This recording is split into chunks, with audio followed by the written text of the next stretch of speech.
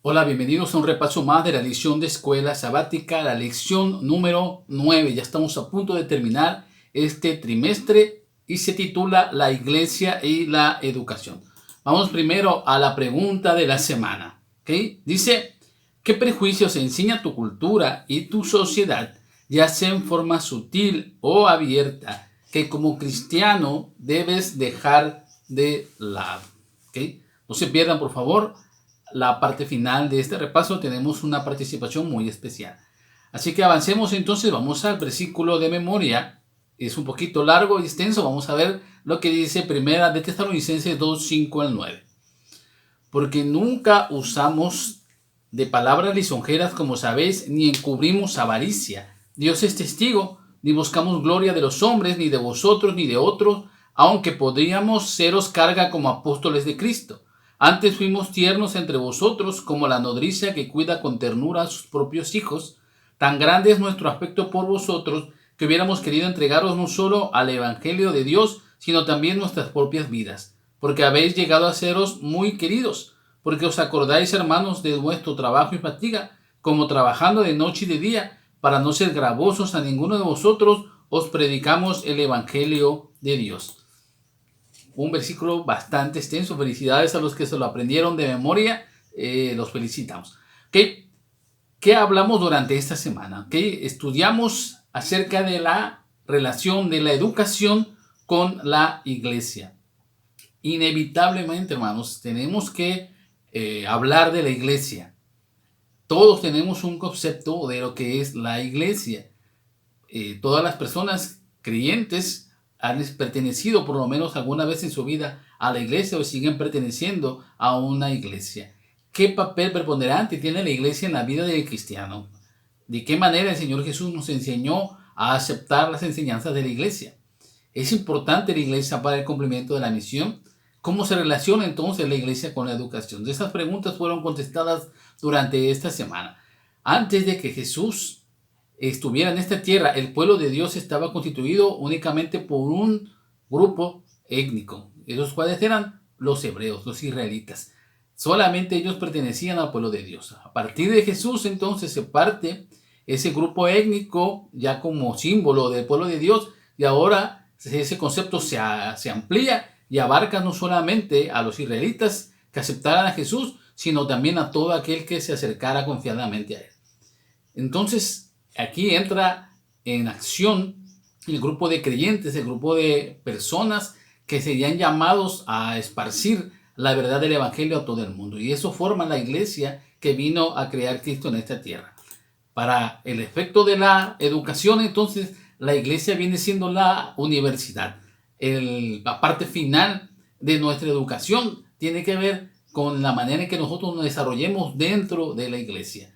Cómo aceptemos sus enseñanzas, cómo aceptemos esa responsabilidad de pertenecer a ese grupo. Entonces, de esa manera va a determinar el grado de educación que vamos a tener.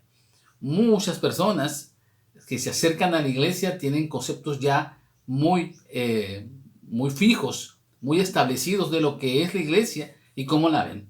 Algunos ven a la iglesia como un hospital. En la iglesia hay muchos enfermos espirituales que necesitan ser sanados.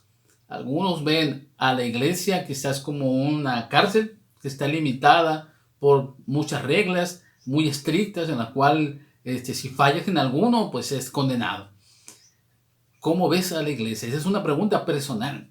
¿Qué ha sido la iglesia en tu vida? ¿Cómo ha impactado tu forma de ver el cristianismo?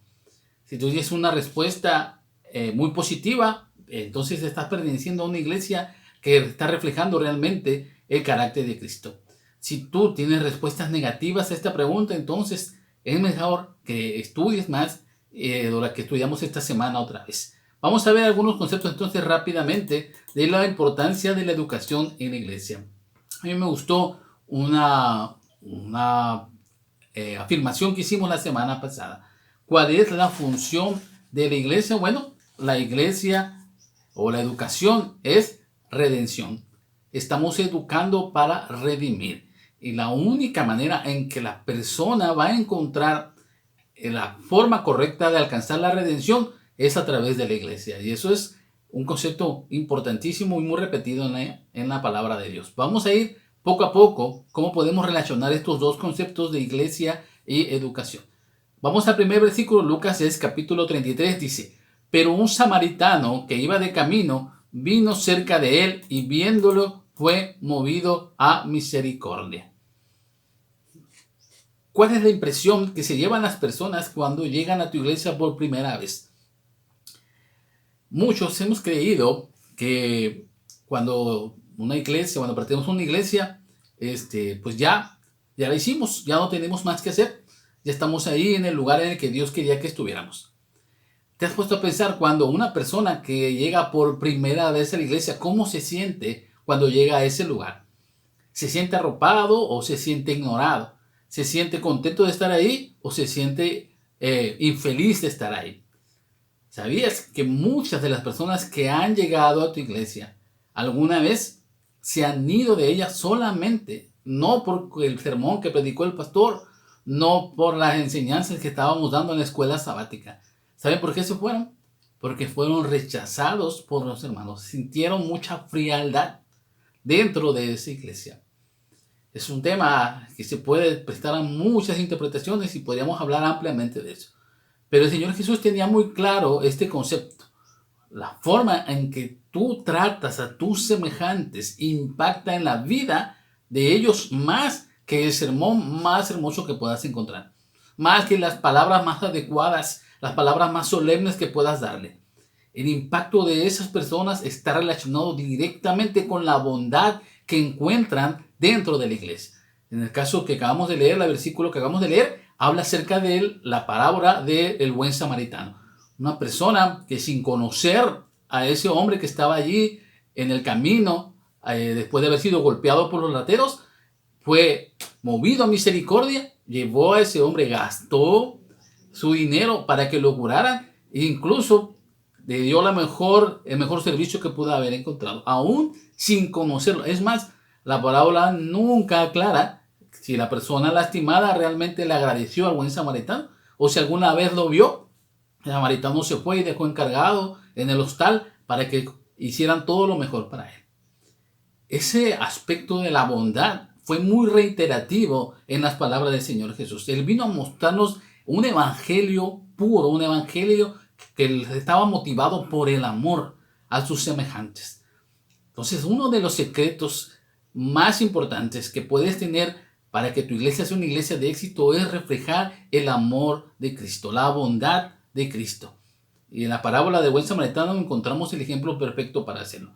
Ver cómo Jesús ve a las personas es apartar la mirada de nosotros mismos y poner la mirada en la cruz. Bajo ese prisma podemos vislumbrar el valor de cada ser humano que tiene ante los ojos de Dios. Cristo vino a morir por nosotros y son palabras que escuchamos y entonamos cantos con estas palabras y escuchamos sermones y oraciones con estas palabras, pero realmente tiene un significado en tu vida. El hecho de que Cristo haya muerto por ti y haya muerto también por el drogadicto, por la prostituta, por el infiel, por cualquiera de las personas que a nosotros a veces nos encargamos de juzgar cuando llegan a la iglesia. También por ellos Cristo murió. Y él veía a las personas como seres humanos, como seres valiosos y únicos. Porque así como tú eres creación única, todos los seres humanos son creación única. El asesino, el violador, el corrupto, todos son creación única de Dios. Todos merecen la misericordia de Dios. Y si Dios ha muerto por ellos, ¿qué estás haciendo tú por acercarles a ellos esta gran verdad? Cuando llegan a tu iglesia, son rechazados por ti, pues solamente es tu condición. ¿Qué actitud se estás mostrando? Si nosotros reflejamos la bondad del amor en nuestras vidas, entonces eso también tiene que pasar a nuestros semejantes. Eso es muy importante. Desgraciadamente, no puedo afirmar que todas las iglesias a las que yo pertenezco muestran el amor a sus semejantes. Las iglesias que son muy frías. Entonces, en esos lugares hace falta una verdadera revolución espiritual. Vamos a ver otra enseñanza que nos dejó esta lección. Mateo capítulo 5, versículo 16 dice: así alumbre vuestra luz delante de los hombres, para que vean vuestras buenas obras y glorifiquen a vuestro Padre que está en los cielos. El Señor nos está mostrando en esta lección que debemos de alumbrar con nuestra luz a las demás personas. ¿Qué significa alumbrar a otras personas? Fíjense nada más, hemos tergiversado un poco este concepto. Si bien la iglesia adventista tiene muchísima luz, vemos por ejemplo la verdad del sábado, sabemos la verdad del juicio, sabemos la verdad de las profecías, tenemos abundante luz respecto a muchos temas que el mundo incluso ignora. El santuario, por ejemplo, es un tema que el mundo está a oscuras, la mayoría. No sabe lo que significa el santuario. Sin embargo, la iglesia a la que pertenecemos, a la iglesia adventista del séptimo día, tiene una claridad excelsa acerca de lo que es el santuario y su importancia en la vida, en la salvación de los seres humanos. Sin embargo, a pesar de tener tantísima información, cuando nosotros queremos hacer una campaña evangelística, por ejemplo, ¿cuál es el resultado de esa campaña? ¿Cuántas personas se bautizan? ¿3, 4, 5? Si en tu iglesia solamente se bautizan 2 o 3, entonces a pesar de la abundante luz que tienes, pareciera ser que no está alumbrando como debe ser. ¿Y eso por qué sucede? Porque hemos perdido el concepto de la luz que tenemos. Nuestra luz no depende de lo que sabemos, no depende de las doctrinas que hemos aceptado. Eso es importante en nuestra vida. Pero la luz a la que se refería el Señor Jesucristo tiene que ver con el carácter del cristiano. Tiene que ver con las buenas obras que nacen de un corazón lleno del Espíritu Santo. Nosotros, hermanos, si realmente alumbráramos con la luz de Cristo, no necesitaríamos nunca hacer campañas evangelísticas. No tendríamos que gastar grandes cantidades para atraer a enormes evangelistas, a grandes predicadores, a grandes cantantes para que puedan a impactar a las personas. No necesitaríamos eso porque la luz del testimonio personal de una persona que está mostrando humildad, misericordia, justicia, que es sensible al dolor ajeno, que es pacificador, que es humilde, que es manso, que vive el evangelio con las rodillas gastadas de tanto orar por sus semejantes, de tanto buscar el bienestar de tu prójimo. Cuando esa luz alumbre en cada uno de los corazones de los miembros de la iglesia, entonces veremos los resultados de impactar a las personas. Y muchos se van a acercar a ti no por lo que sabes, sino por lo que están viendo que estás mostrando. Estás mostrando un corazón transformado, estás reflejando la imagen de Dios. Entonces, para que la luz sea efectiva, debemos ser un cuerpo de Cristo, juntos que muestren la bondad. Tu iglesia está mostrando la bondad de Cristo. Está haciendo realmente un cambio en la vida de las personas. ¿Cuál es la motivación de hacer los programas en tu iglesia? ¿Es solamente para resaltar que tú sabes bastante de doctrina, que tú tienes un programa muy bien organizado? ¿O realmente estás preocupado por alcanzar a esas personas? Es muy importante que empecemos a dar prioridad a lo que Cristo quiere que hagamos. Una de las verdades que hemos reiterado durante este trimestre es esta. Solamente un carácter transformado puede estar preparado para ir al cielo. Solamente un carácter transformado. No importa lo que sepas, importa que realmente estás mostrando el carácter de Cristo en tu vida. Si tu vida está reflejando el carácter, entonces, hermano, estás del otro lado. Pero si tu carácter sigue siendo un carácter duro, un carácter que está aferrado a las tradiciones, a los dogmas, a la forma en que siempre se ha hecho las cosas en la iglesia, entonces, si no quieres cambiar, si no quieres ampliar tu panorama, durante este año 2020 pudimos cambiar nuestra forma de evangelizar. Nos dimos cuenta de muchas cosas, de la importancia de las redes sociales, de la importancia de los medios electrónicos, de la importancia del testimonio personal. ¿Cuántas almas se han alcanzado durante este año? Solamente porque pudimos transmitir este mensaje, pudimos compartir un link, pudimos compartir un video, pudimos compartir un audio, pudimos llevar bondad a las familias que no necesitaban una despensa, pudimos orar con ellos, dar sangre por los enfermos, plasma, no sé, muchas cosas que hemos podido hacer durante esta pandemia nos han mostrado una forma diferente de compartir el evangelio. Si esto que pasó durante este año no nos ayuda a mejorar en nuestra vida personal, no nos ayuda a cambiar en nuestro carácter y mostrar realmente los méritos de Cristo en nuestra vida, entonces pueden venir muchas pandemias y muchos eventos sobrenaturales y tú vas a seguir siendo el mismo. Nada va a hacer que cambies. Pero bien lo dijo el presidente de la Iglesia Adventista del Séptimo Día a nivel mundial, muchas cosas más van a venir, muchas cosas más difíciles. Entonces tienes que afianzar realmente cuáles son tus prioridades. Tu prioridad debe ser compartir a otros este evangelio y decirles que Cristo viene pronto y buscar que ellos encuentren también la salvación.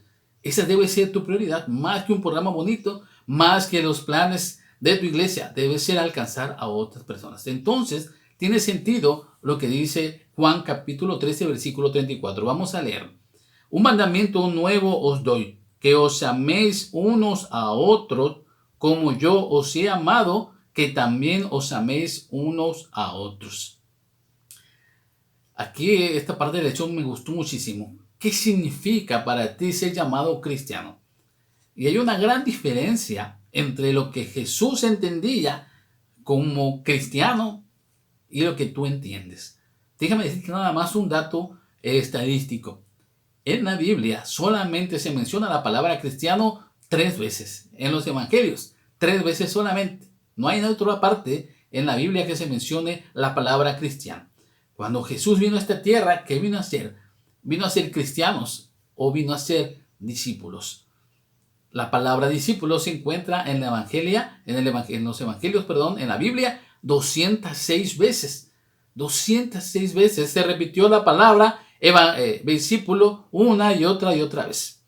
Entonces, nosotros, ¿cómo deberíamos de llamarnos? ¿Cristianos o discípulos? Yo creo que tenemos que empezar a cambiar nuestra forma de comunicarnos, ¿verdad? Somos discípulos de Cristo. ¿Y qué significa ser un discípulo? Cuando Jesús estuvo en esta tierra, tomó a 12 apóstoles y les enseñó. ¿Y cuál era la finalidad de enseñarles? Que cuando Él no estuviera, cuando Cristo no estuviera en esta tierra, los 12 pudieran ser iguales o semejantes, lo más parecido posible a su maestro. Al final de estos 12, 11 lo lograron. 11 personas se convirtieron en una extensión del carácter de Jesús.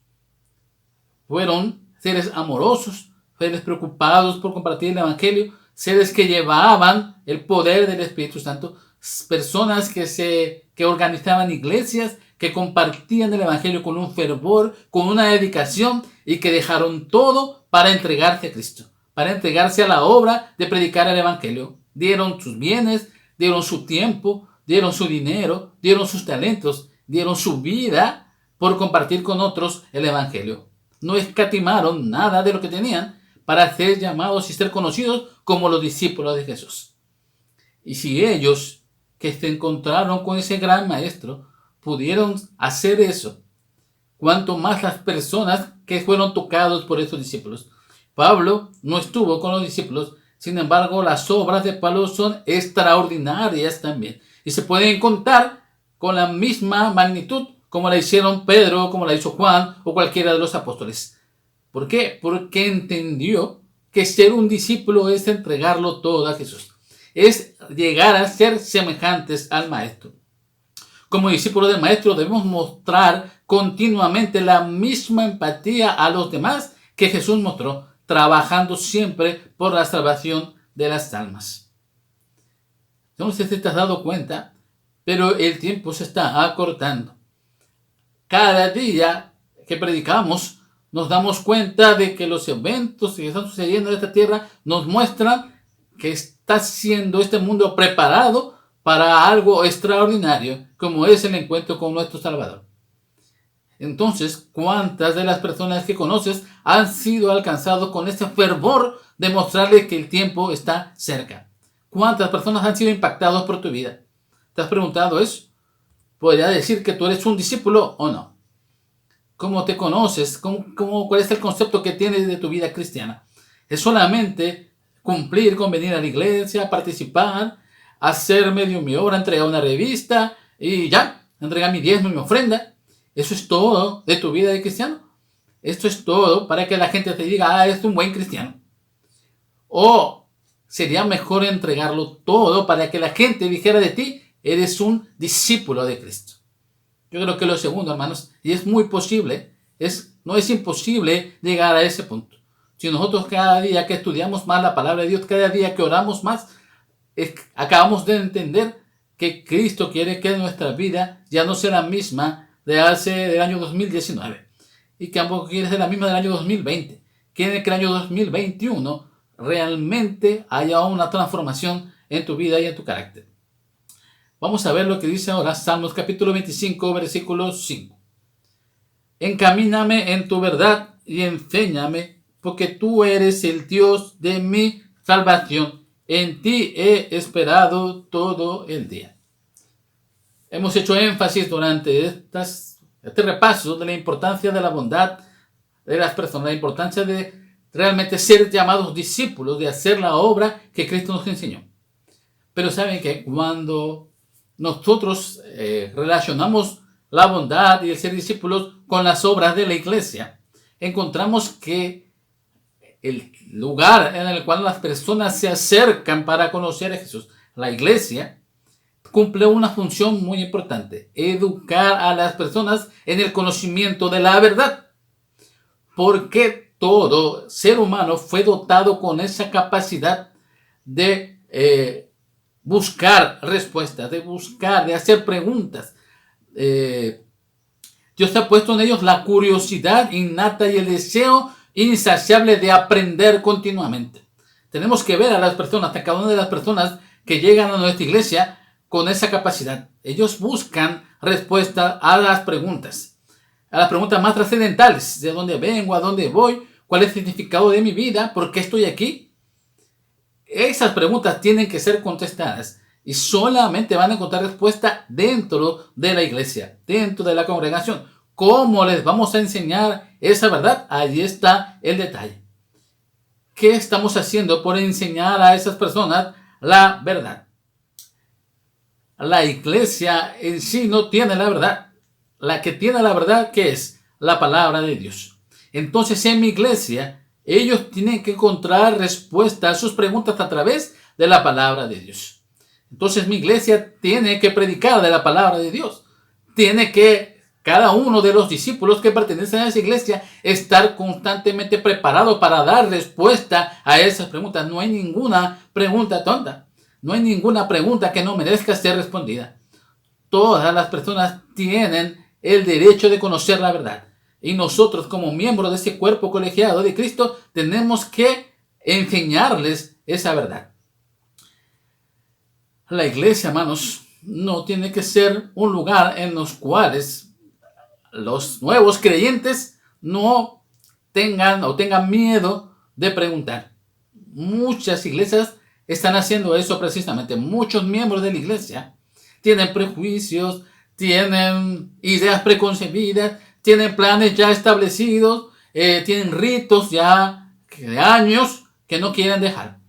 Entonces, cuando un nuevo miembro, un nuevo creyente entra a la iglesia y viene con otras ideas en los cuales ciertamente pueden encajar con los ideales, con las doctrinas, con lo que la iglesia predica, pero como viene con ideas innovadoras, viene con nuevas formas de ver las cosas, mi iglesia, que está tan centrada en sus ritos, en sus planes, en su dogma, lo rechazan continuamente. Entonces buscan otros lugares y las respuestas que ellos estaban buscando aquí ya no las encuentran. Eso es algo muy peligroso, hermanos, porque el evangelio es algo hermoso, porque la Biblia es una abundante luz de conocimiento que no puede ser encerrada solamente en un grupo de personas. Tiene que ser abiertas para todos. Y la forma en que enseñamos la verdad está modificándose día con día, día con día. ¿Se acuerdan cuando hace años predicábamos que usar los celulares en la iglesia estaba mal?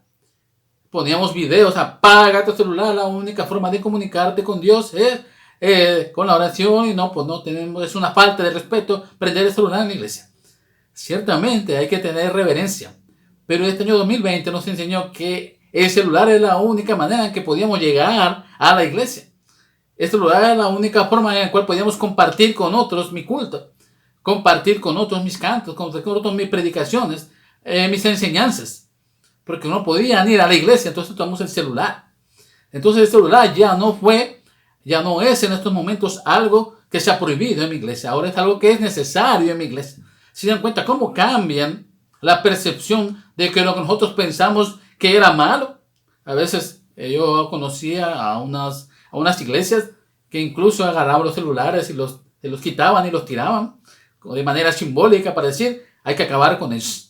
Y ahora, en todas las transmisiones estamos constantemente pidiendo a la gente que comparta los links, por favor, que ore con sus amigos, que les mande un mensaje, que les mande una imagen, que les mande un canto. Ahora son muy necesarios, ¿se dan cuenta? De esa manera y en muchas otras maneras.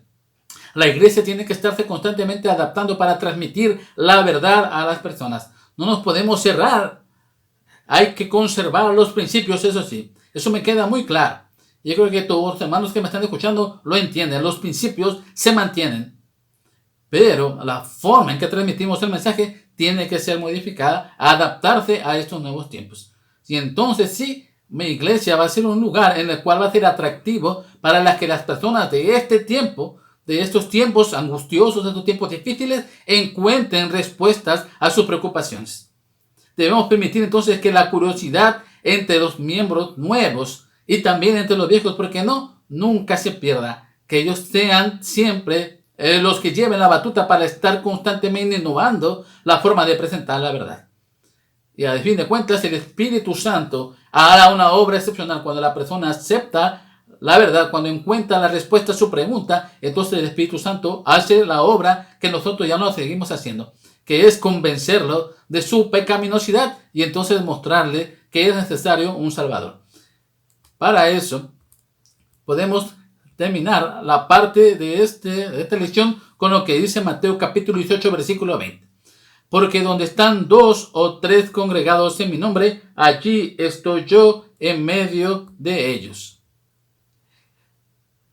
En el principio, cuando Jesús dejó a sus discípulos la labor de compartir el evangelio, ellos empezaron a usar grupos pequeños para poder compartir. Hicieron reuniones en casas, en familias, en los cuales se compartía la palabra de Dios. Conforme el grupo de creyentes fue creciendo, se hizo necesario organizarse de una manera más grande y entonces se establecieron los templos y las iglesias. Déjenme decirles que en estos tiempos, en el tiempo del fin, tendremos que regresar incluso al principio, porque el Espíritu de Profecía menciona que las iglesias, las congregaciones, los templos van a ser cerrados. Y entonces nosotros tenemos que ir y usar nuestros hogares como lugares de adoración también. La razón de ser de cada iglesia, sea esta un grupo pequeño o sea una iglesia grande, es compartir a Jesús. De esta forma, cada iglesia es un centro educativo donde aprender y enseñar acerca de Jesús es la prioridad. Lo hemos reiterado en otras lecciones. ¿Cuál es el motivo de tus programas en la iglesia? Tu motivo de tus programas no es vanagloriarte, no es mostrarles a otros que tanto sabes, no es que vean tu iglesia que está muy bonita. La motivación de los programas de tu iglesia, de los cantos, de los cultos, de las campañas, de todos los planes que tengas, es compartir a otros a ese Jesús crucificado, a ese Jesús resucitado y a ese Jesús que vuelve en gloria y majestad. Cuando entiendes eso, cuando tu iglesia entiende eso, cuando cada miembro de la iglesia entiende eso, entonces tu iglesia es una iglesia exitosa y que va a arrasar en la ganancia de almas. Hay muchas iglesias que ya lo están haciendo, me gusta mucho, porque el Espíritu Santo se está moviendo de manera poderosa en muchas congregaciones. Espero que en la tuya ya esté sucediendo esto también. Vamos a ver ahora la respuesta a la pregunta de la semana. Hemos invitado a la maestra Karen del Colegio Nicanor González Mendoza para que nos acompañe en su participación. Vamos a escucharla, por favor. Hola, feliz sábado. Sabe, la pregunta que me plantea es muy interesante, pues vivimos en un mundo lleno de ideas, de preconceptos, de cosmovisiones, que muchas veces pueden ser correctas o pueden ser incorrectas para nosotros como cristianos. Y si no estamos bien fundamentados en la palabra de Dios, muchas veces estas corrientes pueden arrastrarnos también de una forma equivocada. Antes de contestar la pregunta, me gustaría que pudiéramos definir qué significa la palabra prejuicio. Y de acuerdo al diccionario de la Real Academia de la Lengua Española, la palabra prejuicio significa opinión previa y tenaz, por lo general desfavorable, acerca de algo que se conoce mal. En otras palabras, son opiniones sin fundamento que muchas veces son anticipados por la falta de conocimiento acerca de algo o de alguien. Si yo te pregunto, ¿quién no ha sido víctima de algún prejuicio?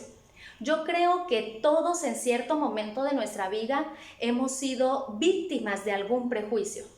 Pero yo creo que aquí la pregunta no es quién ha sido víctima de un prejuicio, sino más bien la pregunta podría ser, nosotros como cristianos, ¿qué tipo de prejuicios estamos practicando? Mejor dicho, como adventistas del séptimo día. Bueno, creo que como adventistas tenemos tanta luz a través de la palabra de Dios, a través del espíritu de profecías, nuestras doctrinas, nuestras creencias, y muchas veces tanta luz puede llegar a cegarnos. Pero quiero que reflexiones en lo siguiente. Como cristianos, ¿qué tipo de prejuicios podemos crear? Y es que existen tantos prejuicios, algunos tan abiertos que practicamos como lo es prejuicios contra las personas homosexuales, contra las personas que practican otro tipo de actividades como pudiera ser la hechicería, la brujería. Pero sabes, existen otros prejuicios que son tan sutiles que muchas veces los pasamos desapercibidos y con esos es con los que debemos de tener mayor cuidado. Quiero mencionarte solamente uno y quiero invitarte para que tú pienses quizá en algún otro.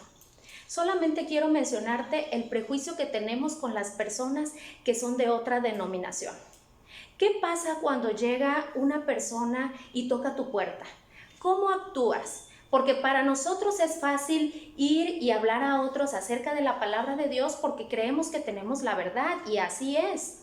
Sin embargo, cuando otras personas de otras denominaciones llegan a nuestra casa, difícilmente les invitamos a pasar y a dialogar acerca de la palabra de Dios, a reflexionar en ella. Generalmente lo que hacemos es cerrarles la puerta, rechazarles. Y quizá si tú eres una persona que se cree un erudito de la palabra, pues a veces hasta entramos en debate y en confusión, en contradicción con estas personas. Por ejemplo, cuando yo era pequeña, para mí era permitido invitar a mis amigas cada sábado a la iglesia. Pero ¿qué pasaba cuando alguna de ellas me invitaba a su iglesia? La respuesta inmediata era no. Y bueno, yo creo que muchas veces así nos puede suceder en muchas otras ocasiones.